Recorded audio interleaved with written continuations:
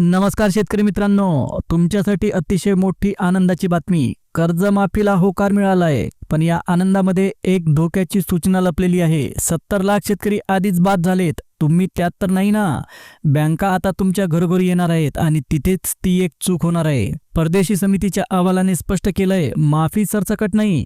तुमचं कर्ज थकलंय का? तर मग आता सावध व्हा. बँक अधिकारी कधीही तुम्हाला हप्ता भरायला सांगतात का? हा OTSचा दबाव कशासाठी? जर तुम्ही आता कर्ज भरलं तर कर्जमाफी मिळेल का उलट तोटा होईल?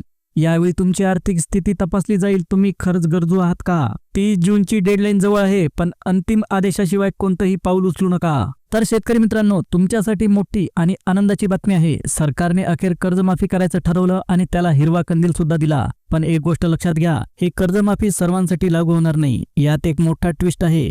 नेमके किती शेतकरी बाद होणार? मुख्यमंत्र्यांनी एक खास समिती नेमली होती. त्या समितीने आपला अंतिम अहवाल दिला. या अहवालात एक धक्कादायक गोष्ट समोर आली. जवळपास 50 लाख शेतकरी या कर्जमाफीसाठी पात्र ठरणार नाहीत, म्हणजेच त्यांना कर्जमाफी मिळणार नाही. काल रात्री उशिरापर्यंत मंत्रिमंडळाची बैठक सुरू होती. त्या बैठकीत हा अहवाल अगदी बारकाईने वाचला गेला आणि त्यावर चर्चा झाली. बैठक संपल्यावर स्वतः मुख्यमंत्री पत्रकारांसमोर आले आणि त्यांनी ही महत्वाची माहिती सगळ्यांना सांगितली. आता या संपूर्ण योजनेतला सर्वात महत्वाचा भाग समजून घ्या. समितीचा अहवाल तयार आहे, पण आता पुढची जबाबदारी तुमच्यावर आणि बँकांच्या अधिकाऱ्यांवर आहे. आता तुम्ही म्हणाल, बँक अधिकारी काय करतील? तर लवकरच तुमच्या भागातील बँक अधिकारी तुमच्या घरी येतील आणि तुम्हाला भेटतील. हे अधिकारी तुम्हाला कर्जमाफीसाठी आवश्यक असलेले काही महत्त्वाचे प्रश्न विचारतील आणि तुमच्याकडून काही कागदपत्र किंवा माहिती मागतील. मुख्यमंत्र्यांनी स्पष्टपणे सांगितलं की बँक अधिकाऱ्यांनी सांगितलेलं ते एक काम जर शेतकऱ्यांनी वेळेत पूर्ण केलं तरच त्यांना कर्जमाफी मिळेल. जर तुम्ही ते काम पूर्ण केलं नाही किंवा एखादी छोटीशी चूक केली तर तुम्ही थेट या योजनेतून बाहेर पडाल. तुमचं नाव कर्जमाफीच्या यादीतून बाद होईल. आता तुमच्या मनात एक प्रश्न येत असेल की कोणतं ते महत्वाचं काम जे तुम्ही तातडीने केलं पाहिजे? ज्या शेतकऱ्यांनी हे एक आवश्यक काम लवकर पूर्ण केलं त्यांच्या खात्यात कर्जमाफीचा पैसा लवकर जमा होईल आणि त्यांना दिलासा मिळेल. म्हणजे थोडक्यात काय, कर्जमाफी मिळणार आहे, पण ती 50 लाख लोकांना नाही. आणि ज्यांना मिळणार आहेत त्यांनी बँक अधिकारी सांगतील ती प्रक्रिया एकदम व्यवस्थित आणि लवकर पूर्ण केली पाहिजे. तर शेतकरी मित्रांनो, ही बातमी तुमच्यासाठी जीव की प्राण आहे. सरकार आता कर्जमाफीची प्रक्रिया वेगाने पूर्ण करत आहे, पण यामध्ये एक छोटीशी चूक केली तर तुम्हाला आयुष्यभर पस्तावं लागेल आणि कर्जमाफी तुम्हाला भेटणार नाही. सरकारकडून बँकांना स्पष्ट आदेश मिळाले आहेत. काल झालेल्या बैठकीनंतर बँकांना सांगण्यात आलं की ताबडतोब प्रत्येक शेतकऱ्याच्या शेती कर्जाची सगळी माहिती गोळा करायला सुरुवात करा. बँक अधिकारी आता तुमच्या कर्जाचे रेकॉर्ड, तुम्ही घेतलेले पैसे कधी घेतले, किती बाकी आहेत हे सगळे तपशील जमा करतायत. हे काम आता सुरू सुद्धा झालेलं आहे. तर मित्रांनो, इथेच सगळ्यात जास्त काळजी घेण्याची आणि लक्ष देण्याची गरज आहे. बँकांच्या या माहिती गोळा करण्याच्या प्रक्रियेत जर तुम्ही वेळेत एक छोटंसं काम सुद्धा पूर्ण केलं नाही किंवा एक चूक केली तर तुम्हाला थेट कर्जमाफीतून बाहेर काढण्यात येईल. एकदा यादीतून बाहेर पडलं तर नंतर तुम्ही कितीही धावपळ केली, कोर्टात गेला किंवा आंदोलन केलं तरी कर्जमाफी भेटणार नाही. स्वतः मुख्यमंत्र्यांनी जोरदार इशारा दिला आहे. आता एक चूक झाली तर कर्जमाफी मिळणार नाही. मग नेमकं आपण कोणतं काम करायला हवं हे तुम्ही नीट समजून घ्या. तुम्हाला जर कर्जमाफी खरोखर हवी असेल आणि तुमचं कर्ज माफ होणं आवश्यक असेल तर ही माहिती तुम्ही लक्ष देऊन वाचा.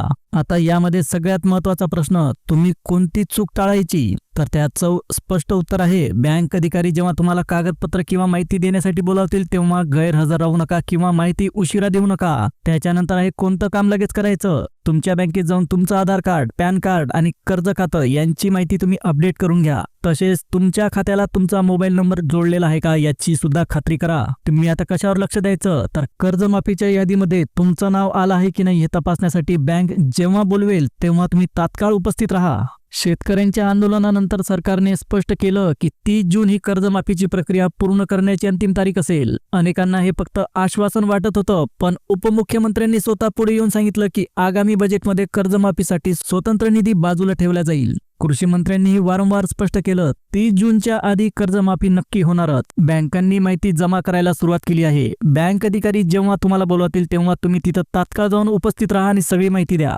कोणतीही कागदपत्रांची चूक करू नका, तरच तुम्हाला 30 जून पर्यंत कर्जमाफी मिळेल. सरकारने कर्जमाफीचं काम एकदम फास्ट सुरू केलं आहे, पण यात जर तुम्ही एक चूक केली तर तुमचं कर्ज माफ होणार नाही हे पक्क लक्षात ठेवा. सरकारकडून बँकांना नक्की आणि स्पष्ट सूचना मिळाल्या आहेत. काल झालेल्या बैठकीनंतर बँकांना सांगण्यात आलं की ताबडतोब प्रत्येक शेतकऱ्याच्या कर्जाची सगळी माहिती गोळा करायला सुरुवात करावी. बँक अधिकारी आता तुमचं कर्ज किती आहे, कधी घेतलं, तुम्ही नियमानुसार आहात की नाहीत याची सगळी माहिती एका ठिकाणी जमा करतायत. हे काम आता जोर धरू लागलं आहे. तर शेतकरी बांधवांनो, हीच ती वेळ आहे जिथे तुम्हाला सगळ्यात जास्त काळजी घ्यायची आहे. माहिती गोळा करण्याच्या या कामात तुमच्या बँकेने तुम्हाला कागदपत्र किंवा माहिती देण्यासाठी बोलावल्यावर तुम्ही जर वेळेत ते काम पूर्ण केलं नाही तर तुमचं नाव कर्जमाफीतून थेट बाहेर पडेल. एकदा नाव यादीतून कटलं की नंतर कितीही विनवण्या केल्या किंवा धावपळ केली तरी कर्जमाफी भेटणार नाही. स्वतः मुख्यमंत्र्यांनी हात जोडून सगळ्या शेतकऱ्यांना स्पष्टपणे सांगितलं आहे. आता जर एक छोटीशी सुद्धा चूक केली तर कर्जमाफी भेटणार नाही. जर तुम्हाला खरोखरच कर्जमाफी मिळवायची असेल तर खालील गोष्टी लगेच पूर्ण करा. बँक अधिकारी तुम्हाला तुमच्या आधार कार्डाची कॉपी, कर्ज खात्याचे डिटेल्स किंवा जमिनीचे कागदपत्र घेऊन बँकेत बोलवतील. तुम्ही त्याच दिवशी किंवा त्यांनी सांगितलेल्या वेळेच्या आत बँकेत जाऊन ती माहिती सादर केली पाहिजे. उद्या जाऊ परवा जाऊ असा प्रकार बिलकुल चालणार नाही. उशीर म्हणजे थेट नाव बाद. तुम्ही तुमचं खातं अपडेट करा. तुमच्या कर्ज खात्याला तुमचा आधार नंबर आणि पॅन कार्ड नंबर जोडलेला आहे का हे लगेच बँकेत जाऊन तपासा. तुमच्या बँक खात्याला तुमचा सध्याचा मोबाईल नंबर जोडलेला असणं अत्यंत गरजेचं आहे, ज्यामुळे तुम्हाला कर्जमाफीचे मेसेज तात्काळ भेटतील. तुमच्या गावात किंवा सोसायटीत कर्जमाफीच्या याद्या लागल्या आहेत का? बँक अधिकारी कधी येणार आहेत याची माहिती रोज विचारा आणि तयारीत राहा. सरकारने 30 जूनपर्यंत कर्जमाफीची संपूर्ण प्रक्रिया पूर्ण करण्याचं वचन दिलं. उपमुख्यमंत्र्यांनीही जाहीर केलं की आगामी बजेटमध्ये कर्जमाफीसाठी आवश्यक असणारा निधी वेगळा ठेवला जाईल. कृषी मंत्र्यांनी वारंवार छातीटोकपणे सांगितलं 30 जूनच्या आत कर्जमाफी नक्की होईल. आता फक्त तुम्हाला तुमच्या बँकेने सांगितलेली कामं वेळेत पूर्ण करायची आहेत. आता पुढची माहिती तुमच्यासाठी खूप महत्त्वाची आहे. जर तुम्ही 1 सेकंद सुद्धा दुर्लक्ष केलं तर एक छोटीशी चूक तुमचं लाखोचं नुकसान करू शकते. त्यामुळे अक्षरशः कान देऊ नये का? सरकारने काही दिवसांपूर्वी एक मोठी बैठक घेतली. त्या बैठकीत कर्जमाफीची संपूर्ण योजना तयार करण्यासाठी एक समिती तयार करण्यात आली. या समितीचं नेतृत्व मुख्यमंत्र्यांचे आर्थिक सल्लागार प्रवीण परदेशी यांच्याकडे सोपवण्यात आलं. त्यांच्या नावामुळेच ही समिती परदेशी समिती म्हणून ओळखली गेली. आता या समितीने तयार केलेला अंतिम अहवाल सरकारकडे सादर करण्याची प्रक्रिया सुरू आहे. सरकार आता या अहवालाचा अभ्यास करेल आणि त्यातील गोष्टी पाहूनच पुढचा आणि शेवटचा निर्णय घेईल. कर्जमाफीचा नियम कोणाला मिळणार आणि कोणाला नाही हे सगळं या परदेशी अहवालाच्या समितीवर अवलंबून आहे. आता पुढचा टप्पा समजून घ्या. ही प्रक्रिया कशी पूर्ण होणार ते बघा. सरकारचा निर्णय झाल्यावर बँका लगेच कामाला लागतील. बँका प्रत्येक शेतकऱ्याची प्रत्यक्ष तपासणी करणार आहेत. बँक अधिकारी तुमच्या घराघरात जाऊन तुम्हाला भेटतील आणि काही विशिष्ट माहिती विचारतील. अनेक शेतकरी याच टप्प्यावर मोठी चूक करतात आणि याच चुकीमुळे त्यांची कर्जमाफी अडते. ही चूक अगदी साधी वाटली, पण ती थेट तुमच्या बँक खात्याशी जोडलेली असल्यामुळे तिचा परिणाम थेट कर्जमाफीवर होणार आहे. बँक अधिकारी जेव्हा तुमच्या घरी येतील किंवा तुम्हाला बँकेत बोलावतील तेव्हा ते तुम्हाला तुमच्या बँक खात्याची जुनी माहिती आणि सध्याची माहिती विचारतील. आता उदाहरणच घ्यायचं झालं तर तुमचं खातं सध्या चालू आहे का बंद आहे? खात्याला आधार कार्ड जोडलेलं आहे का? तुमच्या पासबुकवर दिलेली माहिती आणि बँकेच्या रेकॉर्डमधली माहिती जुळते का? जर तुमच्या पासबुकवरील नाव, आधार कार्डवरील नाव किंवा बँकेच्या रेकॉर्डमधील नाव यात छोटीशी जरी चूक असेल किंवा स्पेलिंगमध्ये फरक असेल तर बँक अधिकारी तुमची कर्जमाफी थांबवू शकतात. म्हणूनच तुमच्या बँक खात्याची सर्व माहिती, नाव, आधार लिंक, पत्ता एकदम बरोबर आहे याची खात्री करून घ्या. तर शेतकरी मित्रांनो, कर्जमाफीच्या समितीने जो अहवाल बनवला आहे त्यातील आकडेवारी धक्कादायक आहे. अगदी पहिल्याच टप्प्यात 30 लाख शेतकरी या योजनेतून बाहेर पडले आहेत. कर्जमाफी समितीने आपले एक काम पद्धतशीर आणि 3 मोठ्या याद्या तयार केलेल्या आहेत. आता पहिल्या यादीमध्ये थकबाकीदार शेतकऱ्यांची संख्या. आता याचा नेमका उद्देश कोणता? कोणत्या जिल्ह्यात किती शेतकरी कर्ज थकून बसलेले आहेत हे शोधणं. समितीने प्रत्येक जिल्ह्याच्या प्रत्येक बँकेची माहिती गोळा केली. कोणत्या बँकेत किती शेतकऱ्यांचं कर्ज थकीत आहे याची स्वतंत्र यादी तयार केली. आता दुसरी यादी आहे थकबाकीची वेळ. आता याचा उद्देश आहे कर्ज किती वर्षांपासून थकलं आहे हे तपासणं. कर्ज थकीत असलेल्या शेतकऱ्यांची नावं घेऊन त्यांचे कर्ज किती वर्षांपासून थकीत आहे याची माहिती गोळा करण्यात आली. काहींची थकबाकी 2024 पासून, काहींची 23 पासून, तर काहींची 22 आणि काहींची तर 21 पासून आहे. ही संपूर्ण माहिती वेगळी करून ठेवण्यात आली आहे.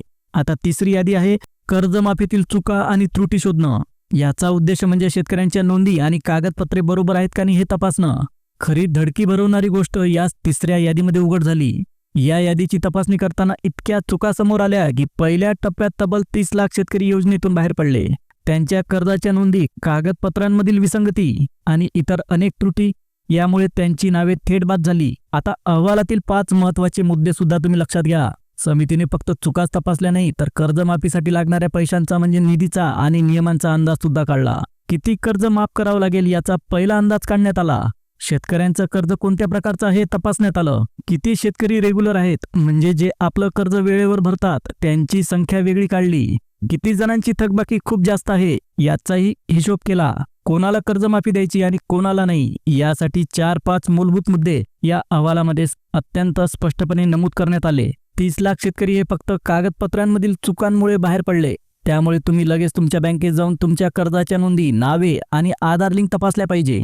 तर शेतकरी बांधवांनो, आताची बातमी तुमच्यासाठी सर्वात महत्त्वाची आहे. प्रवीण परदेशी समितीचा जो अहवाल तयार झाला त्यातून एक गोष्ट स्पष्टपणे बाहेर आली. कर्जमाफी सरसकट नाही, म्हणजे सगळ्याच शेतकऱ्यांचं कर्ज माफ होणार नाही. ज्यांना खरंच मदतीची गरज आहे आणि जे नियम आणि अटींमध्ये बसतात, म्हणजे जे पात्र आहेत, फक्त त्यांचीच कर्जमाफी केली जाईल. सरकारला जास्तीत जास्त पात्र शेतकऱ्यांनाच या कर्जमाफीचा फायदा द्यायचा आहे.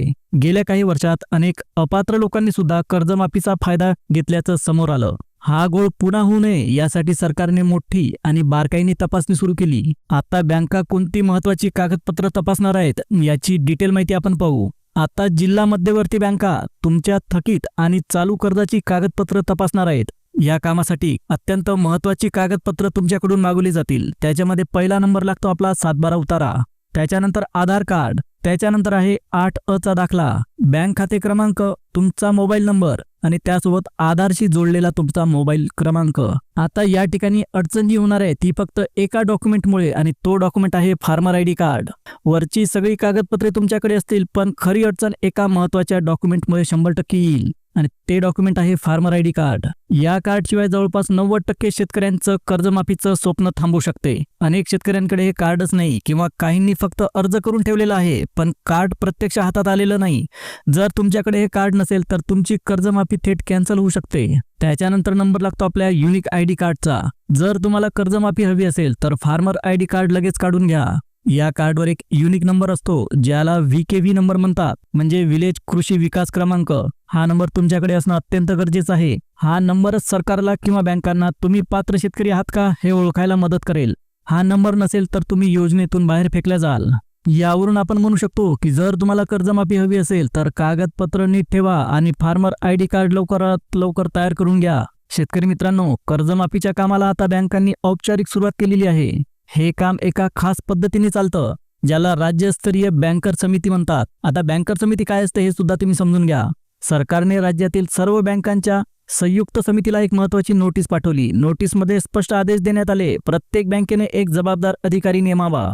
या अधिकाऱ्यांचं काम फक्त एकच असेल, शेतकऱ्यांच्या कर्जाशी संबंधित सगळी माहिती गोळा करून सरकारला पाठवणं. आता प्रत्येक बँकेकडून शेतकऱ्याच्या कर्जाचा पूर्ण आणि बारीक तपशील सरकारकडे जमा होणार आहे. बँका कोणती माहिती गोळा करणार आहेत हे नीट समजून घ्या. ते फक्त सध्याची थकबाकी पाहणार नाहीत, तर तुमच्या कर्जाचा संपूर्ण इतिहास तपासणार आहे. कर्जाच्या इतिहासामध्ये वेगवेगळे मुद्दे पुढे येतात. यामध्ये ही समिती पाहणार आहे, सुरुवातीला तुम्ही कधी कर्ज घेतलं आणि त्याची नोंदणी केलेली आहे का, तुम्ही किती कर्ज घेतलं, म्हणजे कर्जाची मूळ रक्कम किती आहे, तुम्ही हप्ते भरले का. तुम्ही वेळेवर सगळे हप्ते भरले असतील तर तुम्हाला घाबरायची काहीच गरज नाही. हप्ते भरताना कुठे गॅप पडला का, म्हणजे खंड पडला आहे का, सध्या तुमच्यावर किती थकीत बाकी आहे, तुमच्या कर्जाचा A to Z संपूर्ण तपशील अक्षरशः खोलवर तपासला जाणार आहे. राज्य बँकर समितीने नुकताच सरकारला एक पहिला अपडेट पाठवला, ज्यातील आकडेवारी खूप मोठी आहे, ज्यातील आकडेवारी अत्यंत महत्त्वाची आहे. शेतकऱ्यांकडे थकीत असलेलं कर्ज तब्बल 31,000 कोटी रुपये आहे. सरकारने अंदाजे 15 दिवसांपूर्वी बँकर समितीला पत्र पाठवलं आणि त्यांनी लगेच माहिती गोळा करायला सुरुवात केली. हा 31,000 कोटींचा आकडा आहे त्यांचं सगळ्यात पहिलं महत्त्वाचं फळ. शेतकरी मित्रांनो, इथे एक खूप महत्त्वाची गोष्ट लक्षात घ्या. हा जो 31,000 कोटींचा आकडा आहे, यात सध्याच्या वर्षांचं कर्ज समाविष्ट नाही. म्हणजे 2024-25 या चालू आर्थिक वर्षात तुम्ही जे कर्ज घेतलं आहे त्याची गणना या 31,000 कोटींमध्ये झालेली नाही. या चालू वर्षांचा संपूर्ण हिशोब हा 31 मार्च 2025 रोजी पूर्ण होईल. तेव्हा जेव्हा बँकर समिती पुढचा अपडेट देईल तेव्हा या वर्षांचं कर्ज त्यात जोडलं जाणार आहे. बँकर समिती कर्जाचा जुना इतिहास तपासत आहे. त्यांनी 31,000 कोटींचा जुना आकडा दिला आहे, पण चालू वर्षांचं कर्ज अजून त्यात जोडायचं बाकी आहे. शेतकरी मित्रांनो, कर्जमाफीबद्दलची अंतिम आणि महत्त्वाची सूचना तुमच्यासाठी आहे. सरकारकडून तुमच्या आर्थिक स्थितीची संपूर्ण चौकशी होणार आहे, हे लक्षात ठेवा. नियमित कर्जदारांना माफी नाही. सर्वात आधी हा नियम पक्का करून घ्या. ज्या शेतकऱ्यांनी आपलं कर्ज नियमितपणे भरलं आहे त्यांना कर्जमाफी भेटणार नाही. या नियमित कर्जदारांना फक्त 50,000 रुपयांचं प्रोत्साहनपर अनुदान दिलं जाईल. हे कर्जमाफीपेक्षा वेगळं असेल. हा मुद्दा शेतकऱ्यांमध्ये सध्या सर्वात मोठी शंका तयार करणार आहे, त्यामुळे याकडे तुम्ही बिलकुल दुर्लक्ष करू नका. जर तुमचं कर्ज थकलेलं आहे आणि तुम्ही आत्ताच्या आत्ता ते कर्ज भरण्यासाठी बँकेत गेलात तर बँक तुम्हाला नियमित कर्जदार म्हणून दाखवण्याची शक्यता आहे. जर तुम्ही नियमित कर्जदार ठरला तर तुमची कर्जमाफी थेट निघून जाईल. तुम्हाला फक्त 50,000 रुपये मिळतील, पण तुमच्या थकलेल्या कर्जाची मोठी रक्कम माफ होणार नाही. हीच मोठी भीती आणि शंका अनेक शेतकरी बांधव व्यक्त करतायत. जोपर्यंत सरकार स्पष्ट आणि अंतिम आदेश देत नाही तोपर्यंत जर तुमचं कर्ज थकलं असेल तर घाईघाईने हप्ता भरू नका. सरकारच्या अंतिम निर्णयाची वाट बघा. या नियमानुसारच पुढील निर्णय घ्या. बँक अधिकाऱ्यांनी तुम्हाला कोणताही हप्ता भरण्याचा किंवा OTS म्हणजे वन टाइम सेटलमेंट करण्याचा आग्रह केल्यास सध्या थांबा आणि सरकारच्या अधिकृत आदेशाची मागणी करा. तर शेतकरी बांधवांनो, ही होती कर्जमाफी संबंधी अत्यंत महत्त्वाची माहिती. जर तुम्ही कर्ज घेतलेलं असेल तर तुमच्यासाठी ही अत्यंत महत्त्वाची माहिती ठरेल. आजच्या व्हिडिओमध्ये कर्जमाफी संबंधी पूर्ण डिटेल माहिती देण्यात आलेली आहे. जर व्हिडिओ आवडला असेल तर व्हिडिओला लाईक द्या, चॅनलला सबस्क्राईब करा, जवळच असलेल्या बेल नोटिफिकेशनला ऑलवर सेट करा. आता पुन्हा भेटूया एका नवीन अपडेटसह. तोपर्यंत जय हिंद, जय महाराष्ट्र.